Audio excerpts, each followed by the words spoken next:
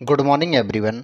इस समय क्या हुआ है कि जापान के प्रधानमंत्री फूमियो किशिदा जो इस समय जापान के प्रधानमंत्री हैं वो एक पब्लिक क्या होता है कि जैसे हमारे यहाँ पे जब प्रधानमंत्री या कोई भी पॉलिटिकल लीडर जब अपना कैंपेन करता है तो वोट मांगने के लिए जनता के सामने रैली करता है।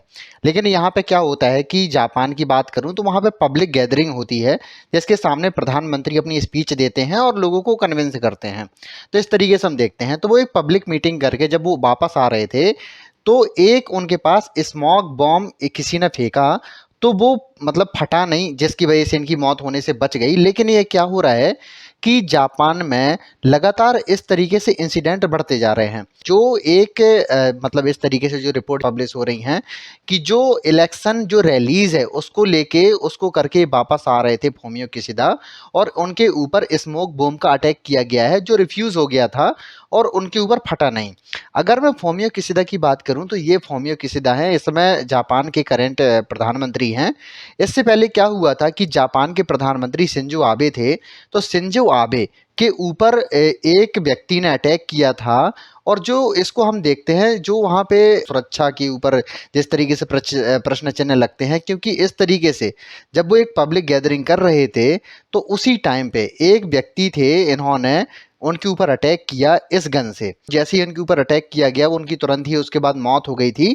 इसके बाद दुनिया भर ने उनके ऊपर शोक व्यक्त किया था। लेकिन इस तरीके से जो इंसिडेंट हैं जो सिक्योरिटी लैप्स हो रहे हैं वो इसका कारण क्या है?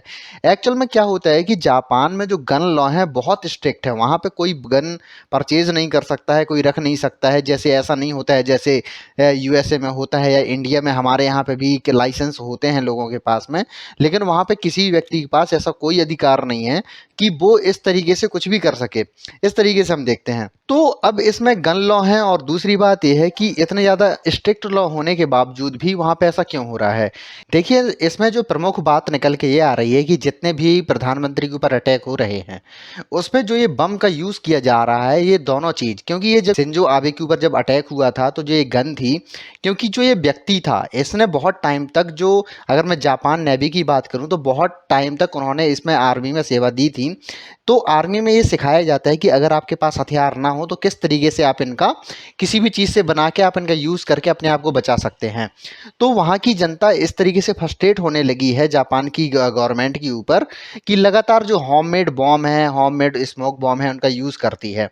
तो आपका ये कहना होगा कि वहाँ के जो पॉपुलर लीडर हैं वो तो बहुत प्रसिद्ध होंगे अपनी जनता के सामने। ऐसा नहीं है, क्योंकि अभी हाल ही में बहुत सारे रिपोर्ट निकल के आ रही हैं कि दुनिया के सबसे पॉपुलर बड़े लीडर कौन से हैं।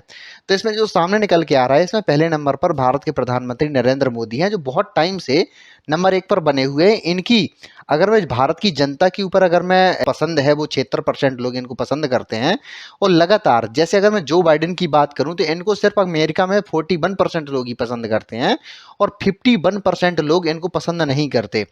तो इसका कारण ये है कि इनकी जब फैन फॉलोइंग जब लगातार गिरती जाती है तो इससे क्या होता है कि जापान में लगातार जो इलेक्शन होते हैं तो उसमें भी इसका नेगेटिव इम्पैक्ट होता है। अगर मैं इसकी बात करूं, देखिए फूमियो किशिदा की अगर मैं बात करूं तो इनकी जापान के अंदर इनकी जो फैन फॉलोइंग है लगभग 29% है। 29% जनता इनको पसंद करती है, 57% इनको रिजेक्ट करती है और 14% जनता ऐसी है जो ये कहती है कि हमें नहीं पता, हम न्यूट्रल हैं, हमें ज़्यादा इससे पॉलिटिक्स से कोई लेना देना है नहीं। अभी हमने देखा था कि देखिए क्या हुआ था कि 16 सितंबर 2022 में क्या हुआ था कि अपने मतलब स्वास्थ्य के कारण इन्होंने अपने पद से इस्तीफा दे दिया था।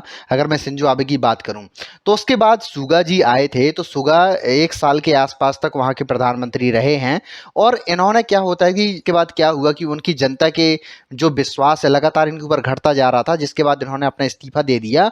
और जो फूमियो किशिदा हैं इन ये भी अपने जो जनता के अगर मैं बात करूं तो इतने पॉपुलर लीडर नहीं हैं ये।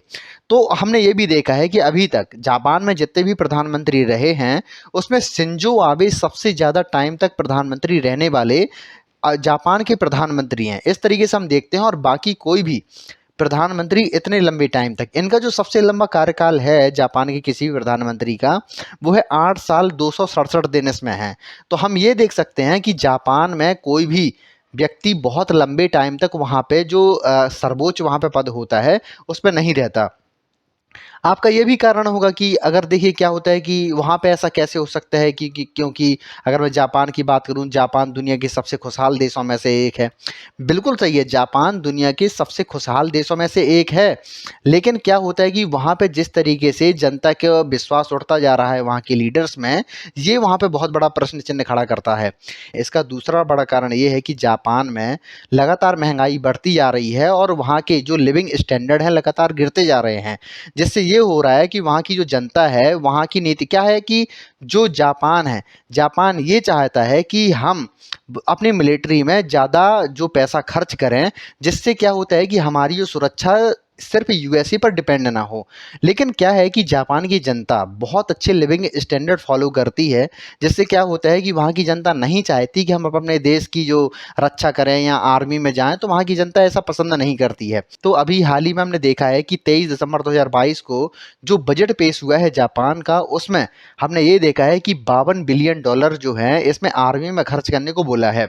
जो हमने लगातार ये इंक्रीज होता रहेगा, क्योंकि जापान ये जानता है कि अगर कुछ भी जापान के ऊपर होता है तो यूएसए उतनी बड़ी मदद नहीं करेगा, क्योंकि चाइना के पास भी बहुत बड़ी मिलिट्री है। और चाइना और जो अगर मैं रसिया की बात करूं तो उनके जो आइलैंड्स के ऊपर जो विवाद हैं वो लगातार बढ़ते जा रहे हैं। और जो जापान एक बहुत छोटा देश है, जिसकी वजह से उसकी आबादी भी अगर मैं बात करूं तो लगभग 4 करोड़ के आसपास है। और लगातार उनकी आबादी ऐसी है कि उनको अपनी देशभक्ति इन सब चीज़ों से कोई इंटरेस्ट रह नहीं गया है।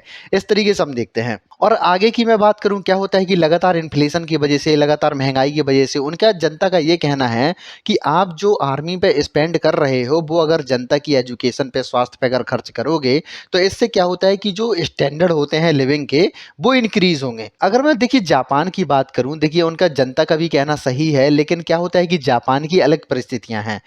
इस समय क्या होता है कि चाइना लगातार अग्रेसन कर रहा है साउथ चाइना सी में, और इसका दूसरा बड़ा कारण है ताइवान। तो हमने ये देखा है कि लगातार बहुत सारे इनके जो फाइटर जेट हैं, जापान के जो एयर स्पेस है उसको भी वायलेट करते हैं लगातार, जिससे जापान की ये अब एक डिमांड भी हो चुकी है कि उनको अपनी आर्मी में एक्सपेंड करना ही पड़ेगा, आर्मी में खर्च करना ही पड़ेगा। क्योंकि इनके बहुत सारे आइलैंड के विवाद हैं जापान के साथ में भी, और जापान और चाइना मिल के जो अगर मैं बात करूं जापान पे, तो लगातार अग्रेसन कर रहे हैं, जिससे जो जापान है लगातार फ्रस्ट्रेट होता जा रहा है। और अगर मैं गन लॉ की बात करूं, क्या होता है कि ये किसी भी देश में अगर इस तरीके से इंसिडेंट होता है तो वहाँ की जो जनता है, जनता भी फ्रस्ट्रेट होने लगती है कि हमें अपना जो एक्सपेंडिचर है अगर इतना आर्मी में हम बढ़ाएंगे तो हमारे बाकी सब चीज़ों का क्या होगा, ये भी हम देखते हैं। अगर मैं इंडिया की बात करूं, देखिए क्या होता है कि जैसे हमारे देश में भी प्रधानमंत्री, हमारे देश में भी हमने खोए हैं। अगर मैं बात करूं, देखिए हमारे देश के मैं बहुत बड़ा जो इंसिडेंट हुआ था वो इंदिरा गांधी के, जब उनके सुरक्षा गार्डों ने मारा था। इसके बाद हमने राजीव गांधी का देखा है। तो किसी भी देश में अगर प्रधानमंत्री इस तरीके से, अगर किसी तरीके से अगर मारा जाता है या इस तरीके से कोई इंसिडेंट होता है, तो उस देश में हमेशा ही क्या होता है कि जो बाकी सारी चीज़ें हैं नीचे जाती हैं। क्योंकि क्या होता है कि कोई लीडर, अगर पॉपुलर लीडर है, अगर वो इस तरीके से मारता है, क्योंकि जनता ही उसको चुनकर भेजती है, हमेशा जो स्ट्रांग सरकार है उसको अगर वो गिरती है, तो क्या होता है कि जो बड़े डिसीजन है देश के लिए वो नहीं ले पाती। गठबंधन वाली सरकार हमेशा ज़्यादा अच्छी नहीं होती है, क्योंकि क्या होता है कि गठबंधन की सरकार में हमेशा गिरने का डर रहता है, लेकिन स्ट्रांग सरकार वो निर्णय ले पाती है जो देश के लिए ज़रूरी होता है।